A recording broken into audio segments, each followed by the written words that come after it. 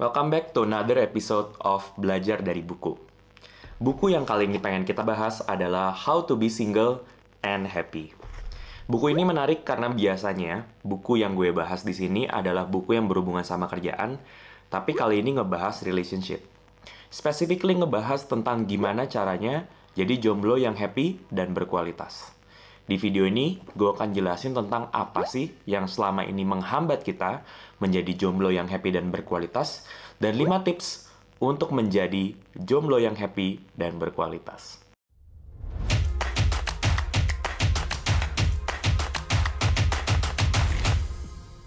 So, sebenarnya apa sih yang menghambat kita? Yang menghambat kita adalah adanya asumsi bahwa kita harus menemukan Mr. or Mrs. Perfect. Bahwa ada orang yang sempurna di luar sana, yang ketika kita ketemu mereka, hidup kita akan bahagia sampai sepanjang hayat.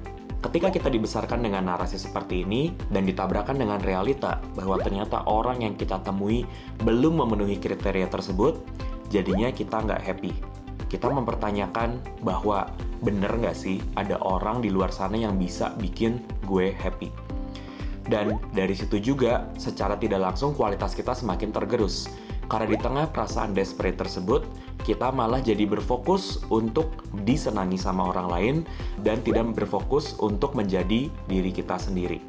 Sehingga kita semakin tidak happy dan semakin tidak menonjolkan kualitas kita. Di buku ini gue belajar tentang 5 tips yang bisa dicoba untuk menginterupsi pola yang toksik ini. Tips yang pertama adalah tahu apa yang kita mau. Sebelum kita mencari pasangan atau mencari orang yang bisa melengkapi kita, mungkin kita pikirin dulu deh, sebenarnya apa sih yang kita mau di dalam hidup ini. Again, biasanya kalau ditanya apa yang dimau, jawaban kita mungkin yang cepat adalah hal yang berhubungan dengan materi, seperti misalnya pengen iPhone yang paling baru, atau pengen kerjaan yang paling canggih, atau kita pengen traveling keliling dunia. Yes, valid banget untuk memaui hal-hal seperti itu. Tapi ada baiknya kalau lu memang pengen menjadi orang yang lebih happy dan berkualitas untuk menanyakan pertanyaan yang lebih dalam. Yaitu adalah, apa sih nilai-nilai yang sebenarnya pengen lo adopsi di dalam hidup ini? Nilai itu adalah hal-hal yang kita percayai dan menjadi primbon dalam kita itu menentukan apa yang mau kita lakukan.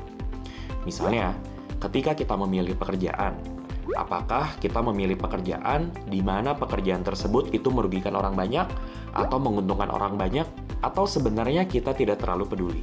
Kalau lo pengen bekerja di perusahaan yang menguntungkan orang banyak, mungkin lo memiliki value of benefiting other people. Again, gue nggak memaksakan dan gue nggak bilang value mana yang lebih baik, tapi yang paling penting adalah kita cari tahu dulu apa sih value kita. Caranya gimana? Adalah paling gampang kita observe tuh idola kita, dan apa sih yang bikin kita suka sama dia. Atau ingat-ingat momen di mana kita merasakan emosi yang besar, baik itu emosi sangat positif atau sangat negatif seperti amarah. Dari situ kita dapat lebih banyak gambaran mengenai apa sih hal yang kita value. Karena begitu kita tahu apa yang kita value, kita jauh lebih mudah untuk memfilter kira-kira perilaku apa yang akan kita lakukan dan kita tidak lakukan.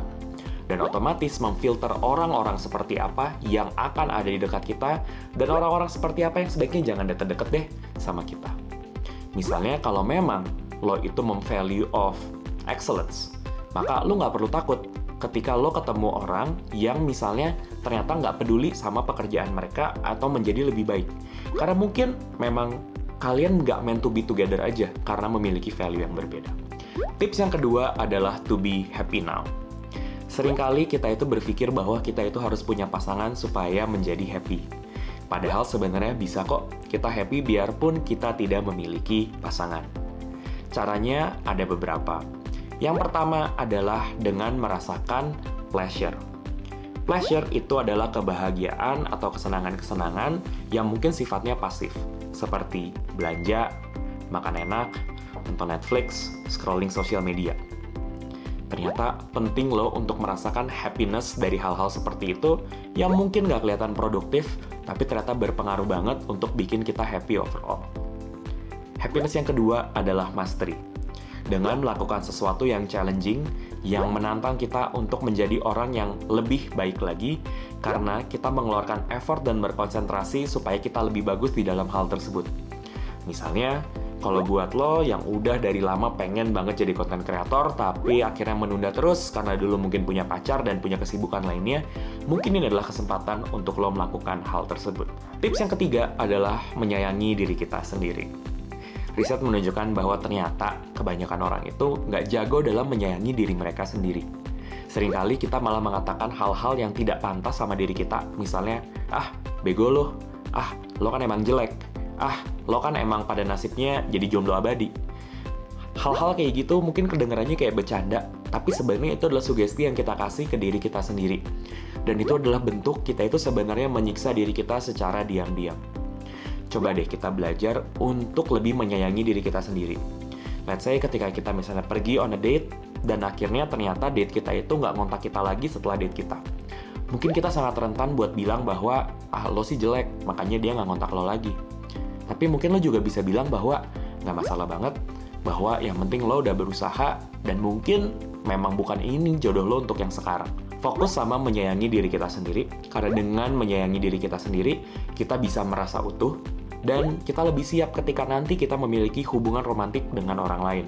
Karena kita udah lebih paham dan lebih familiar tentang perasaan sayang yang kita mulai dengan sayang ke diri kita sendiri. Tips yang keempat adalah berkontribusi. Ketika kita jomblo dan kita ngerasa nggak happy, kita mungkin akan jauh lebih senang untuk kita bermalas-malasan aja dan justru memikirkan diri kita sendiri. Stop cycle tersebut dengan kita itu fokus gimana caranya kita bisa berkontribusi terhadap orang lain. Lo bisa pilih, mungkin bisa berkontribusi sama orang-orang di dekat lo, mungkin menjadi teman curhat buat sobat lo, mungkin jadi anggota keluarga yang baik dan nemenin anggota keluarga pas lagi weekend, or even volunteering untuk cause yang emang lo passionate about. Kenapa sih berkontribusi itu penting? Karena dengan berkontribusi, kita itu mendapatkan sense of meaning. Kita ngerasa bahwa hidup kita itu berharga dan bermakna buat orang lain selain diri kita sendiri. Dan bonus poin, kalau kita ketemu tuh jodoh kita ketika kita lagi volunteering, mungkin kita suatu saat bisa volunteering bareng-bareng karena kita memang percaya sama sebuah cause yang bikin kita sama-sama happy.